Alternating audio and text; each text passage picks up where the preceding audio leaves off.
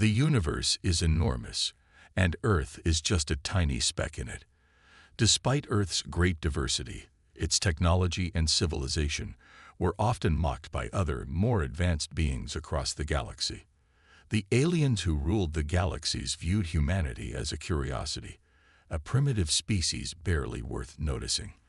They looked down on humans, convinced they were too backward to matter in the grand scheme of things. One such group was the Ophelian Empire, a powerful and wealthy dynasty known for its superiority complex. The Ophelian Empire ruled over vast star systems, and its members were considered the most elegant, sophisticated, and powerful beings in the galaxy. They had their own way of doing things, and the rest of the galaxy was expected to follow. Among the rulers of this empire were the royal family, the four beautiful and highly influential princesses of Ophelia. Each princess was an expert in a different field, from military strategy to diplomacy, science, and more. The kingdom's people worshipped them, and the princesses had everything anyone could ever dream of: wealth, power, and luxury beyond belief. But in spite of their grandeur, the princesses and the rest of the Ophelian royal family were not kind to humans. Earth was just another planet to them, and its inhabitants were seen as little more than children. The royal family often laughed at humans, calling them primitive and unrefined. They would watch Earth's progress with amusement, and sometimes even mock the so-called advancements humanity made, as they believed the people of Earth would never catch up to the rest of the galaxy. Earth was nothing more than a trivial oddity in the eyes of these alien princesses. Then, everything changed when King Zothar IV, the ruler of the Ophelian Empire, passed away. The entire galaxy was shaken by the news. King Zothar had been a powerful and respected figure, feared by many. He had ruled for decades, but his death left a massive void in the empire. The royal court prepared for a new era, one that would surely come with political battles and struggles over who would take the throne. However, King Zothar had made one final decision before his death, and it would send shockwaves through the entire empire. His will was read aloud by the royal executor, a solemn figure who had overseen the king's affairs. Everyone gathered in the palace's grand hall, anticipating a decision that would determine the future of the empire. But no one, not even the most seasoned court members, could have predicted what would happen next. The will revealed a shocking and absurd proclamation. King Zothar had decided that his throne, his wealth, and his power would not go to any of his daughters, as was customary in the royal family. Instead, they would be passed on to a human, someone from Earth. The court went silent, stunned. A human. How could this be? The very thought was laughable. The Ophelian Empire was proud of its heritage, its technology, and its ancient bloodlines. They would never allow a mere human to take control of their vast empire. The princesses, who had been born into the royal family and were used to being treated as the most powerful beings in the galaxy, were infuriated. Princess Zari, the eldest, stood up and scoffed. "This is an insult. How could a primitive creature inherit the throne?" The emperor was a fool. Princess Vela, the second in line, raised an eyebrow. "What kind of fool would choose a weakling like this? It's absurd." Princess Leora, known for her scientific brilliance, was shaking her head in disbelief. This human couldn't even comprehend the most basic principles of our galaxy's technologies. How is he supposed to rule an empire? And Princess Asha, the youngest, was almost laughing. "A human, really? What kind of joke is this? There's no way this could be real." The royal court erupted into murmurs and whispers, and the room filled with disbelief. But the executor held up a hand, silencing everyone. "The king's will is final," he said in a calm, yet firm tone. "The human is to inherit everything, unless the prophecy is wrong." The prophecy. The mention of a prophecy surprised even the royal family. The Ophelian Empire had long held its own secrets, but this was something no one had ever heard of. The executor continued, his voice serious. "It was foretold that, When the empire stood on the brink of collapse, a being from Earth would inherit the throne and unite the empire in ways no one could ever imagine. The princesses exchanged uncertain glances. Could this prophecy be true? If so, what did it mean for their future? Could a mere human really change everything? The executor turned to the princesses, his expression unreadable. According to the king's final wishes, each of you must marry this human. It is the only way to fulfill the prophecy and avoid a catastrophic war. If no one marries him, the empire will fall into chaos. The royal court was in a state of uproar. Marry a human. The idea was repulsive to the princesses and to everyone who considered themselves above Earth. But the more they thought about it, the more it became clear that they had no choice. The prophecy, it seemed, was real. They would have to meet this human, the one who had somehow earned the king's favor. As the room quieted down, the executor continued, "You will each meet him, and together you must decide whether you can live with this human as your ruler. He will not be treated like any ordinary human. He will be treated as royalty. And one of you must marry him to fulfill the king's wish." And so a new chapter began. The princesses, once so certain of their power, now found themselves forced into a world they never imagined. A world where a human would be their king. As for the human himself, he had no idea what was coming. He would soon find himself on the path to something much bigger than he could have ever dreamed. The Ophelian Empire was about to experience a shift that would change everything, and the first step had just been taken. Marcus Wilkes was an ordinary man. He wasn't anyone special, certainly not someone who expected to be thrust into a galactic power struggle. A history professor at a small university in a sleepy town on Earth, he lived a quiet life. His days were spent teaching young students about the wonders of the past, ancient civilizations, lost technologies, and stories of powerful empires. He was content with his life, enjoying the peace of his small world.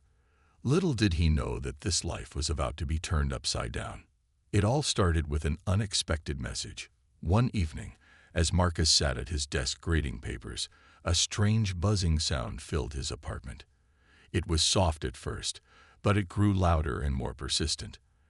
At first, Marcus thought it was just a glitch in his computer, but when he turned to look at the screen, he saw something that made his heart race. A holographic message appeared, shimmering in the air before him. It wasn't from anyone he knew, and it wasn't an email or a regular phone call. The message came from a foreign source, something far beyond Earth's borders. He had no idea how it got to him or why it was addressed to him, but there it was. The hologram displayed a large, regal symbol, a crown surrounded by stars, and the words Ophelian Empire glowed above it. The voice that followed was formal, deep, and serious. It sounded like nothing Marcus had ever heard before, distant, and yet somehow clear. "Marcus Wilkes, you have been chosen as the new heir to the Ophelian Empire. You have been selected by King Zothar IV in his final will. Please prepare for your departure to Ophelia. Further instructions will follow." The message ended abruptly, leaving Marcus frozen in shock. His mouth went dry, and he felt like the room was spinning. A human. He had heard nothing about the Ophelian Empire or King Zothar IV. What was this about? How could he be the heir to an empire he didn't even know existed? He sat there for several minutes, just staring at the empty screen, still processing what he had just seen. Was it some kind of elaborate prank? A scam, perhaps? But the message looked too real, too official, to be a joke. And the mention of the Ophelian Empire, a name he'd never heard, didn't help to ease his confusion. After a few moments of silence, the message reappeared on his screen. This time, it wasn't a hologram, but a simple text file that read, "Prepare to leave Earth within 48 hours. A ship will arrive at your location to escort you to the Ophelian Empire. You are now the heir to the throne. Do not delay." Marcus rubbed his eyes. It had to be a mistake. There was no way he, an ordinary professor from Earth, could be the heir to some galactic empire. He had no family ties to royalty, no noble bloodlines. He had never even been to space. And yet there it was, a direct order, a royal summons.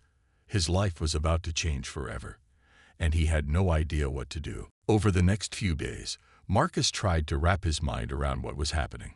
He did some quick research on the Ophelian Empire, but found little information. The empire was a mystery to him. His searches revealed a few obscure references in ancient texts, but nothing concrete.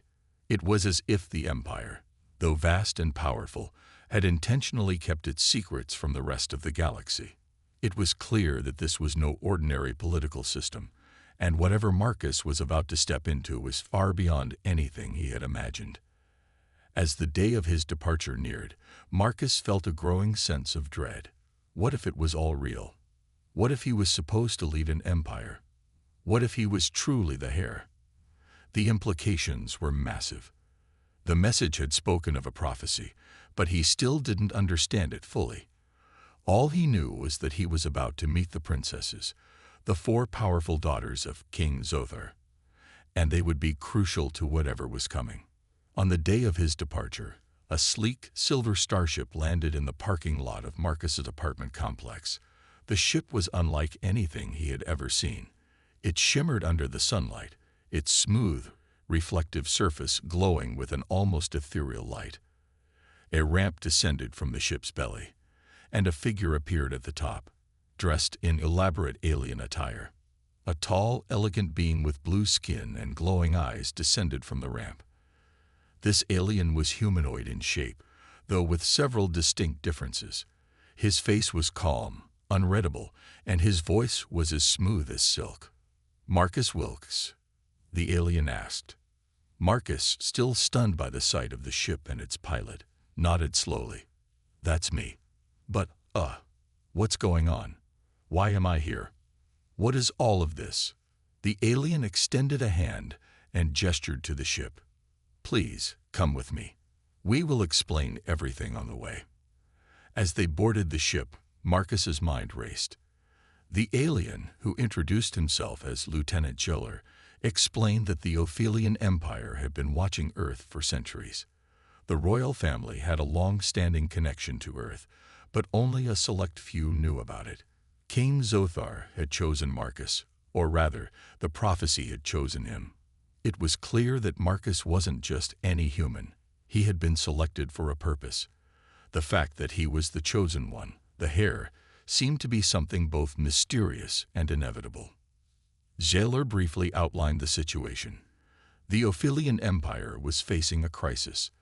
The king's death had left a power vacuum, and without a clear leader, the empire was on the verge of collapse.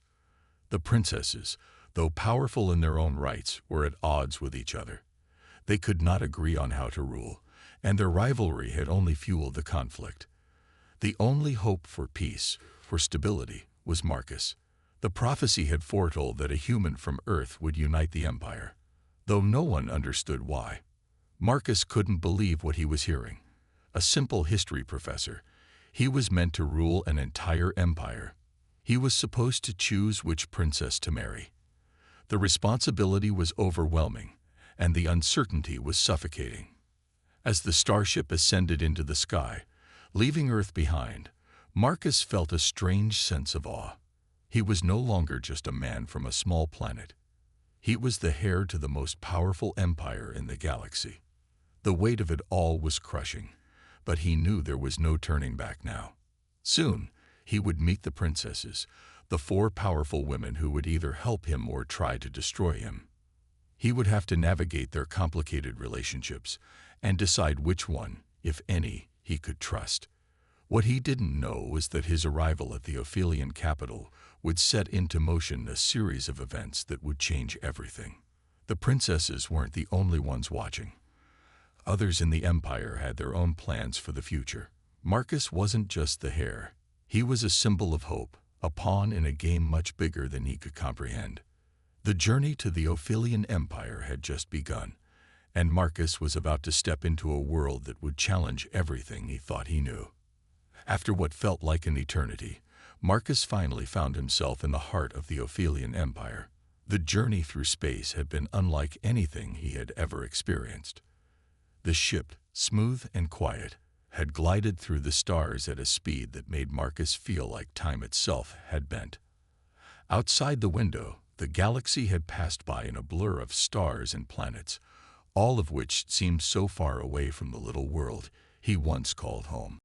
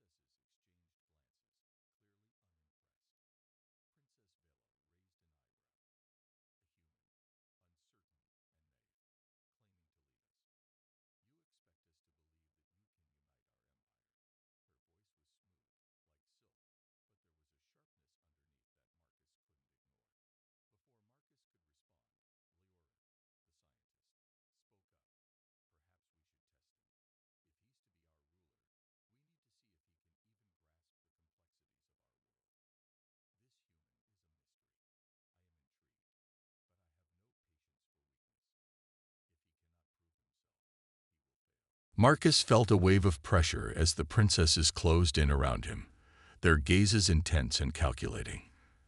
Asha, the youngest and most unpredictable, stepped forward with a smirk. Or maybe we could have a little fun with him. He's a human after all. Let's see how he reacts when he's forced to make decisions. The princesses seemed to enjoy watching him squirm. They knew they held all the power, and Marcus was nothing more than a pawn in their game. But despite their harshness, Marcus held his ground. He knew that if he was going to survive this, he had to remain calm and prove that he wasn't just a weak, scared human. "I don't have all the answers," he said, his voice steady, "but I'm willing to learn. I'm not here to make enemies, but to understand. If I'm going to rule, I need to understand each of you, your strengths, your visions, and what kind of empire you all want to build. I won't be making any decisions alone." The princesses exchanged looks again, but there was something different in their eyes. It wasn't admiration, but it was the faintest hint of respect. Marcus wasn't backing down. He was standing his ground. Zeri, the military strategist, finally spoke again. "Perhaps you're not as weak as we first thought, but make no mistake. If you fail, you will be discarded, and someone else will take your place. This empire is not a place for mistakes." Marcus nodded. "I understand, and I won't let you down." For the first time, the princesses seemed to soften just a little. They still didn't trust him, but they were starting to see something in Marcus, something that wasn't there before. The stage was set. The game had begun, and Marcus had no idea what challenges lay ahead, but he was determined to face them head-on. Marcus stood in the grand hall of the Ophelian palace, facing the four princesses.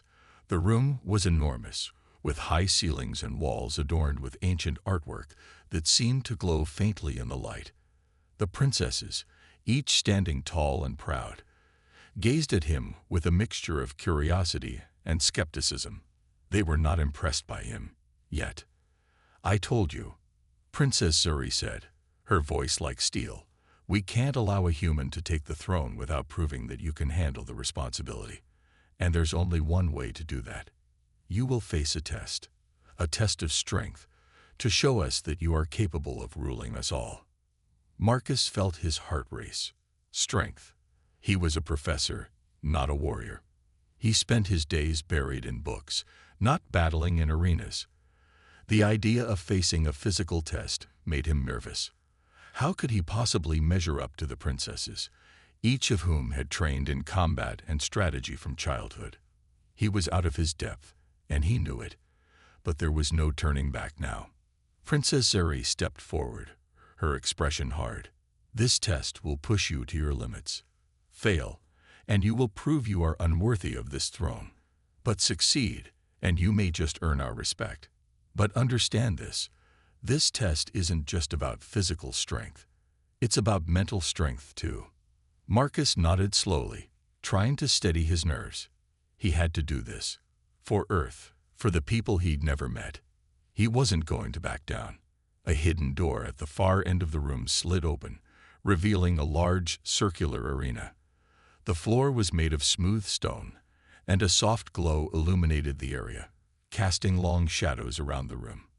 A series of weapons and obstacles lay scattered across the floor, each one more dangerous than the last. It was clear this was no ordinary training room. This was a battlefield, and Marcus was about to step into it. The princesses followed Marcus as he walked toward the center of the arena. The air felt heavy, as though the weight of the empire itself was pressing down on his shoulders. His mind raced with thoughts of escape, but he knew there was no way out. This was the only path forward.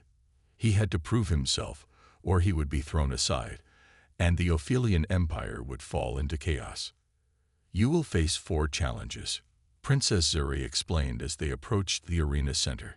"Each one will test a different part of your strength. Physical, mental, emotional, and strategic. You must survive them all." Marcus gulped. 4 tests, and he was supposed to pass them all. His mind was already spinning, trying to think of ways to survive. But the more he thought about it, the clearer it became. This was not just about winning. It was about showing the princesses that he had the strength to lead. He wasn't here to play games. He was here to change everything. The first challenge began immediately. A loud mechanical noise filled the air, and before Marcus could react, a series of robotic soldiers emerged from hidden doors along the walls. They were humanoid in shape, but made entirely of metal and wires, their eyes glowing with an eerie red light. The soldiers marched toward him, their movements precise and unnervingly fast. "Your first test is physical strength," Princess Zuri called out from the sidelines. "You must defeat these soldiers, or at least survive until the next challenge begins."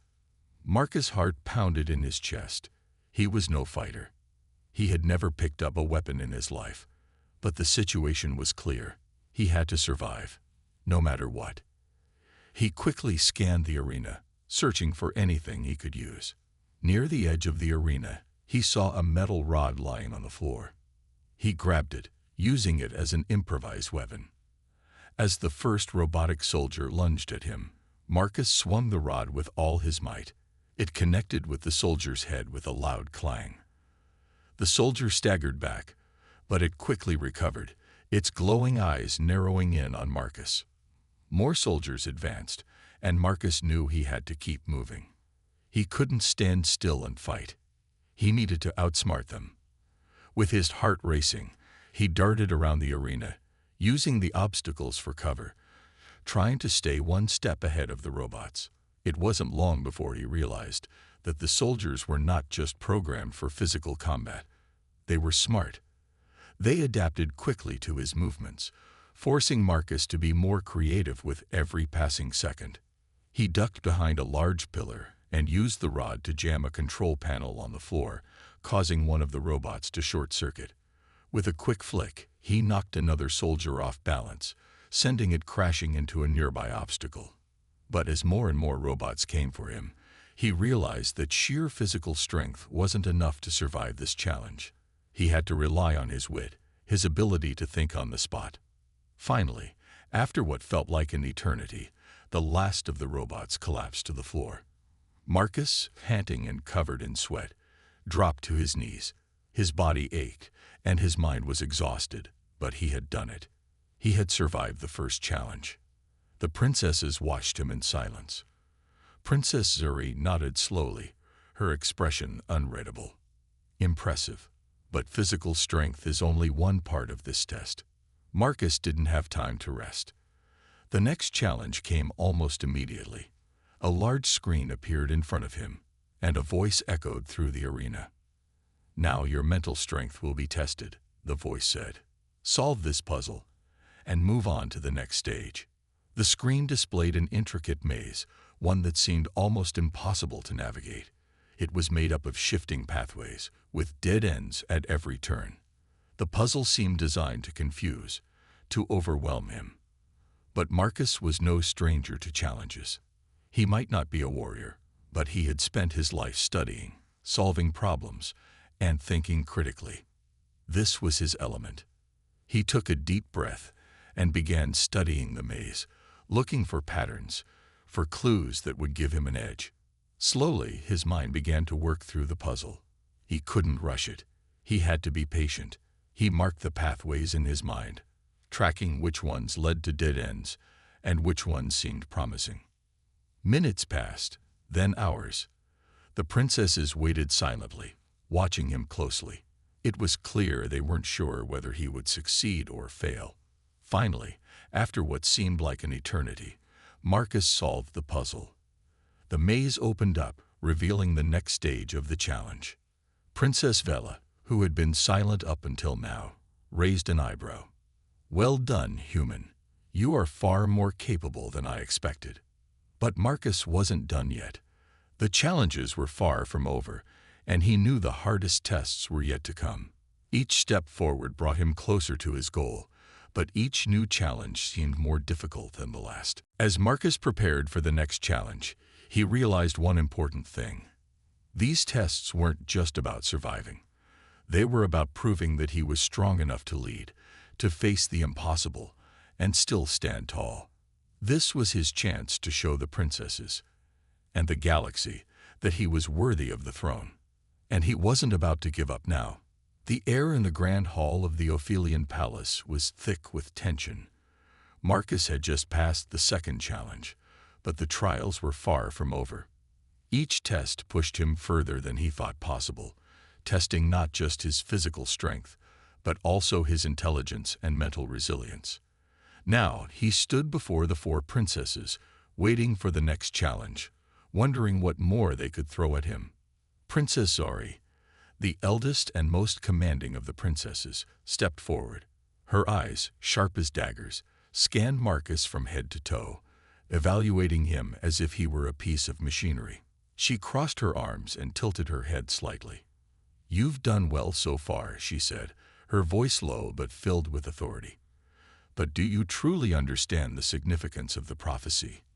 Do you understand why you are here?" Marcus blinked, unsure of what she meant. He had heard the term prophecy before but had dismissed it as part of some ancient legend or myth. After all, he was just a human from Earth, a planet far removed from the complexities of the Ophelian Empire. But now, standing before the princesses, he realized that the prophecy wasn't just a story, it was real. And it was about him. He had always known that something extraordinary was happening. He never expected to inherit the throne of the Ophelian Empire, but the more he learned about the ancient prophecy, the more he understood that his arrival was no accident. Somehow, he had been chosen to play a role in the future of this galaxy, whether he was ready or not. "Tell me," Zeri continued, "do you know the prophecy's words? Do you know what you must do to fulfill it?" Marcus hesitated. He had read about the prophecy, of course. The people of Ophelia had long believed in it. According to the ancient texts, a human from Earth would one day come to rule over the Ophelian Empire, uniting all the fractured worlds and restoring peace to the galaxy. But it was never clear how this prophecy would come to pass or how this human would fulfill it. I've heard the story," Marcus said cautiously, "but I'm not sure I'd fully understand what it means for me. I never asked for this. I'm just a professor, not a leader." Princess Vela, the diplomat, smiled faintly, but there was no warmth in it. "You may not have asked for it, but the stars have chosen you. The prophecy has spoken of a human who will rise from the ashes of the Empire's darkest times and lead us to a new era of peace. Whether you accept it or not, the path ahead is yours to walk." Marcus frowned. "So, you're telling me that I'm supposed to be some kind of savior? A leader for the whole galaxy?" "It's not just about leadership," Princess Leora, the scientist, chimed in. Her bright green eyes sparkled with an intensity that matched her words. "It's about balance. The Empire is fractured. There are rebellions, political struggles, and endless conflict between the worlds of Ophelia. The prophecy speaks of someone who will bring unity, someone who can understand both the scientific and emotional needs of this vast empire, someone who can restore peace where there has been none. And that person is me," Marcus asked incredulously. The princesses nodded in unison, their eyes fixed on him. Princess Asha, the wild and unpredictable one, laughed lightly, a mischievous glint in her eyes. "It's not as simple as that, of course. The prophecy doesn't say you will just walk in and fix everything. You will face trials beyond anything you've imagined. You will struggle, you will doubt yourself, and you will face enemies who will do everything in their power to stop you. But if you succeed, if you can truly unite the galaxy, then the prophecy will be fulfilled." Marcus felt a heavy weight settle on his chest. He had known that the path ahead wouldn't be easy, but the gravity of what the princesses were saying was starting to sink in. He wasn't just a figurehead or a puppet ruler. He was supposed to be the one who brought peace to a broken empire. The pressure felt almost suffocating. "I'm not sure I can do it," Marcus confessed, his voice barely above a whisper. "I don't have the skills, the strength, or the experience to rule an empire. I'm just..." Princess Zeri stepped forward, her piercing blue eyes locking onto his. "That's exactly why you are the one the prophecy speaks of. It's not your experience or your strength that matters, Marcus. It's your heart. It's your humanity. You have the power to see things from a perspective no one else can. You are the missing piece of the puzzle. Marcus blinked. My humanity. Yes, Zuri said, her tone softer now. The other rulers of the empire are powerful, but they lack the ability to connect with the people. They see the empire as something to be controlled, something to be dominated. But you, Marcus, you have the potential to bring compassion, understanding, and balance to a world that is dying from its own hubris. You have something none of us have, a human heart. The words hit Marcus harder than he expected. He had always considered humanity to be weak, compared to the advanced alien civilizations of the galaxy. He thought that the other races, with their centuries of experience and advanced technology, were far superior. But now, standing before the princesses, he realized that it wasn't about technology or strength. It was about the ability to feel, to empathize, to connect with others on a deeper level. What do I need to do? Marcus asked, his voice steady now, a new sense of purpose beginning to grow inside him. The princesses exchanged glances, then Princess Vela spoke. The first step is to prove that you can lead, not just with your mind, but with your heart. You must show the empire that you understand the needs of its people. The prophecy is clear. Your strength will come from your ability to unite the fractured worlds of Ophelia.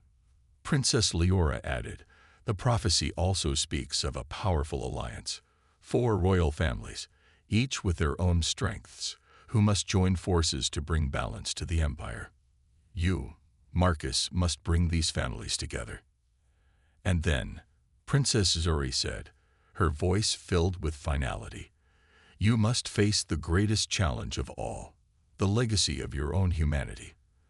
The choices you make, the alliances you form, and the battles you fight will determine not only the fate of Ophelia, but the future of the entire galaxy.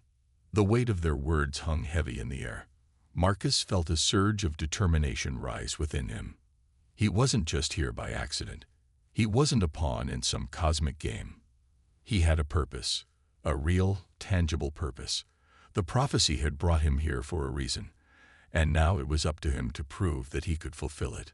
But as the princesses turned to leave the arena, Marcus realized that the hardest part was only just beginning. The empire was on the brink of war, and the challenges ahead would push him further than he ever thought possible. The path to fulfilling the prophecy was filled with uncertainty, danger, and hardship, but he wasn't alone. The 4 princesses, each with their own strengths and weaknesses, would be by his side. Together, they would face the trials ahead, and together, they would determine the fate of the empire. As Marcus walked out of the arena, he knew one thing for certain. The prophecy was real, and his journey was just beginning.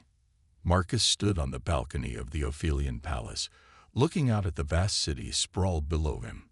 The sun was setting, casting a golden glow across the skyline. The city, once full of bustling life, now seemed eerily quiet. It was as if the weight of the prophecy hung over every building, every person, and every street. The atmosphere was thick with expectation, but also with fear. The princesses had given him a task, a monumental one. He wasn't just supposed to lead an empire, he was supposed to unite it. The first step was to bring together the 4 royal families of Ophelia, each from different planets and with different ideologies. The prophecy spoke of unity, but the reality was much more complicated. Each royal family had its own interests, its own alliances, and its own reasons to distrust the others. The empire was fractured, with political struggles and rivalries that had lasted for centuries. And Marcus, a human with no experience in galactic politics, was supposed to bring all of them together. It seemed impossible, but as he stood on the balcony, he couldn't shake the feeling that this was his calling. This was the moment where everything changed. Behind him, he heard the sound of footsteps. He turned to see Princess Zuri walking towards him, her expression serious. The other princesses had been preparing for the next phase of the prophecy, but Zuri was always the one to speak the hardest truths. "You're thinking too much," she said, her voice calm but direct. "You're already starting to doubt yourself, aren't you?" Marcus sighed. "I don't know what I'm doing. How am I supposed to convince these families to work together? They've been fighting each other for centuries." Zeri crossed her arms and leaned against the stone railing, her gaze following his. "It's not about convincing them, Marcus. It's about showing them that you can be the bridge between their worlds. The prophecy doesn't ask you to make everyone happy. It asks you to make the hard choices, the ones that no one else can." Marcus ran a hand through his hair, trying to steady his racing thoughts. "But what if I make the wrong choice? What if I choose the wrong family to ally with? What if I make enemies instead of allies?" Zeri turned to him, her eyes intense. "That is the first choice you'll have to make. In the end, you can't avoid making decisions. You're the one who must choose where to place your trust. It will shape everything that comes after." Her words hung in the air, and Marcus felt a knot tighten in his stomach. She was right. The weight of the decision wasn't something he could run away from. The future of the empire rested on his shoulders. But who could he trust? How could he choose between the families when each one had its own strengths, weaknesses, and hidden agendas? "You'll have to trust your instincts," Zeri continued. "The prophecy isn't just about unity. It's about balance. You'll have to find the right balance between diplomacy, strength, and compassion. Each family has something to offer, but they also have their own baggage. It's your job to see beyond that, to find a way to bring them together without losing yourself in the process." Marcus thought about her words. He knew Zeri was right. The task ahead was impossible if he tried to please everyone. He had to think beyond politics, beyond the immediate concerns. He had to think about what was best for the entire empire, not just the families or the individuals involved. And yet, as he thought about the families, each one stood in stark contrast to the others. The first family was that of House Elian, the strongest military family in the empire.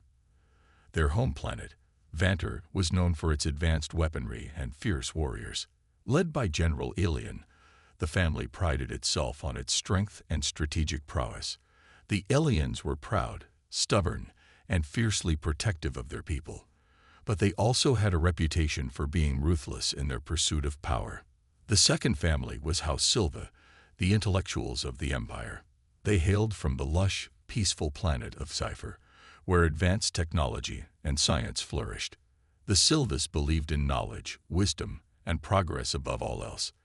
They were well respected for their contributions to the empire's scientific advancements. However, they lacked military strength, and many saw them as too idealistic and disconnected from the harsh realities of the galaxy. The third family, House Voltra, was one of the wealthiest in the empire. The Voltras controlled vast trade routes and resources across several planets. Their influence was unmatched, and they had the financial power to sway many political decisions. The Voltras were known for their cunning and their ability to make alliances based on profit, often leaving morality behind when it suited them. Their leader, Lady Voltra, was a shrewd businesswoman with a sharp mind for negotiation. But some suspected her loyalty was driven more by greed than by any sense of duty to the empire. Finally, there was House Mira, a family of diplomats who believed in peace above all else. Their home planet, Orana, was a neutral world where representatives from all factions could meet in safety. House Mira had brokered many of the peace treaties in the empire's history. They were seen as the voice of reason, though some accused them of being too idealistic and unwilling to take strong action when needed. The leader of House Mira, Princess Ash's father, was well respected, but his influence had waned in recent years as the empire fell deeper into conflict. Each of these families had a role to play in the empire's future, but each also came with its own set of challenges. The Elians had the military strength but lacked the wisdom for diplomacy. The Silvas had the intelligence and the technological advancements, but were too detached from the realities of war.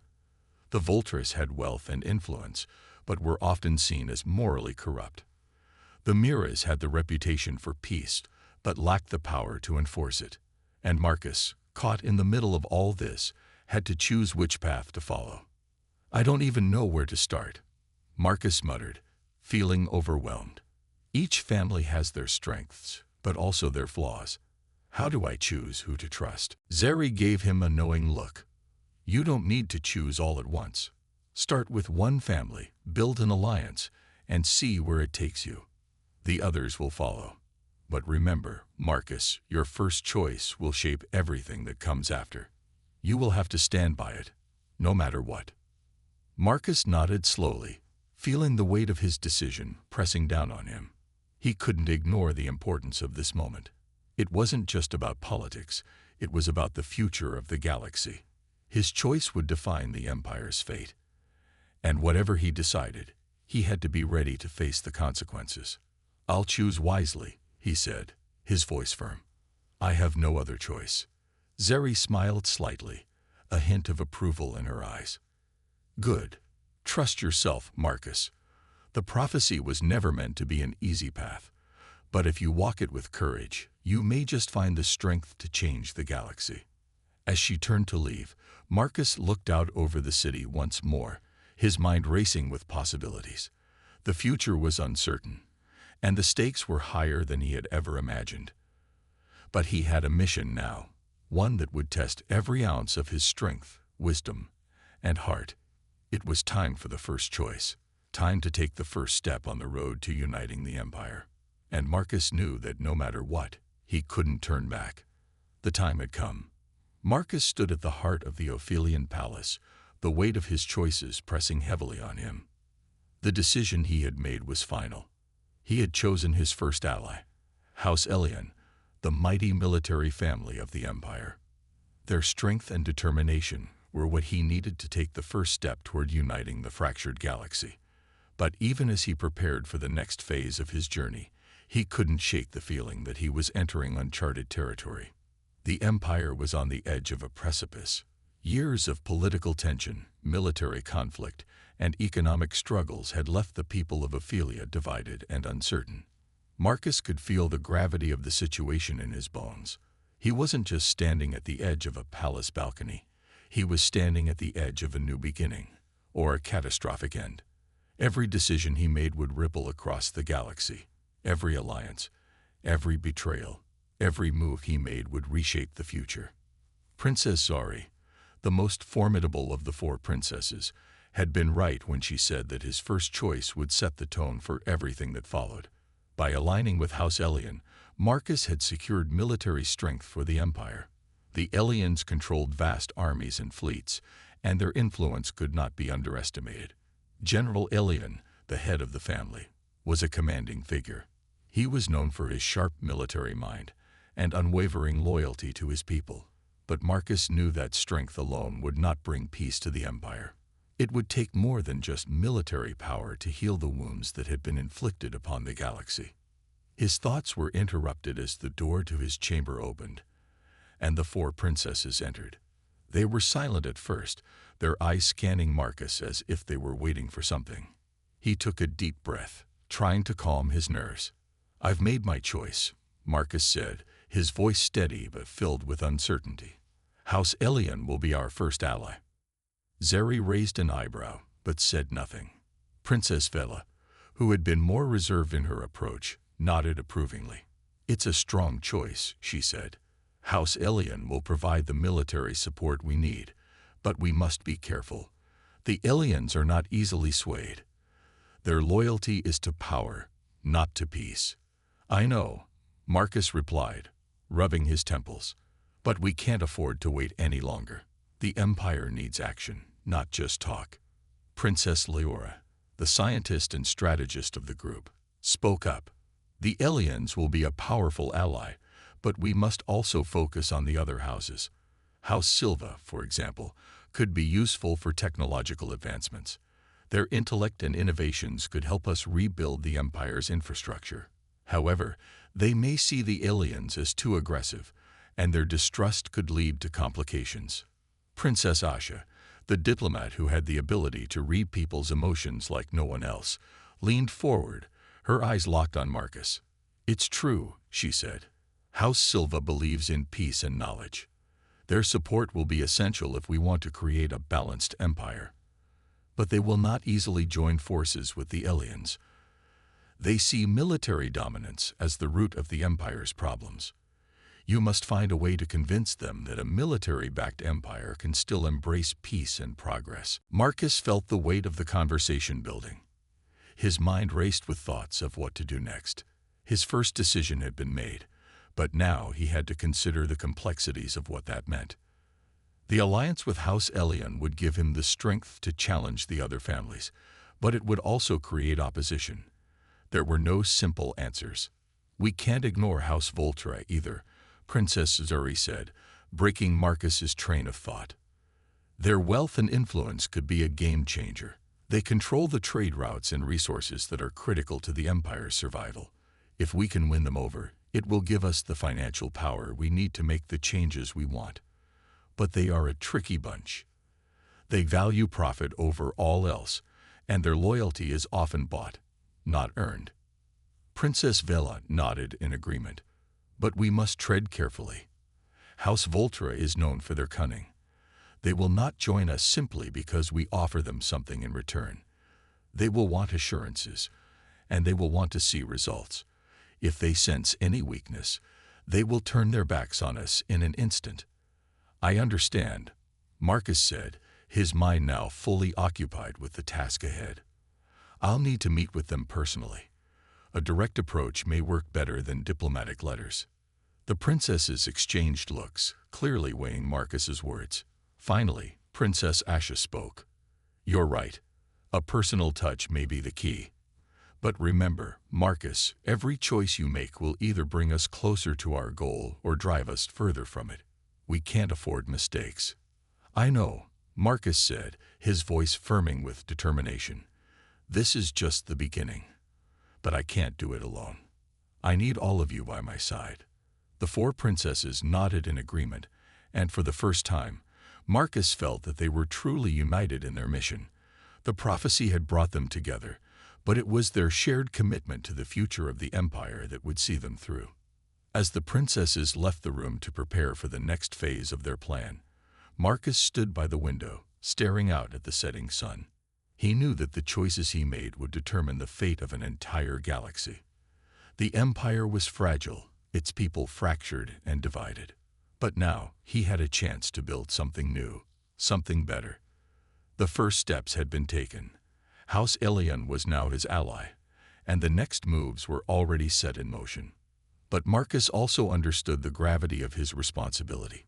He wasn't just a ruler. He was a symbol of hope for the people of Ophelia. He was the one who would unite the galaxy, or fail trying. The next few weeks were critical. His meetings with House Voltra and House Silva would determine the course of his reign. He would have to balance the needs of the people with the power of the ruling families. Every decision would be a test of his leadership, his wisdom, and his humanity. But Marcus was no longer the unsure professor from Earth. He had grown into something else, a leader, a unifier, and someone who could shape the future. The time for hesitation was over. The new empire had begun to take shape, and Marcus knew that the real work was just beginning. As he looked toward the future, one thing was certain. He couldn't change the past, but he could build a new empire, one that was stronger, united, and most importantly, united in peace. And he would fight for that future, no matter the cost.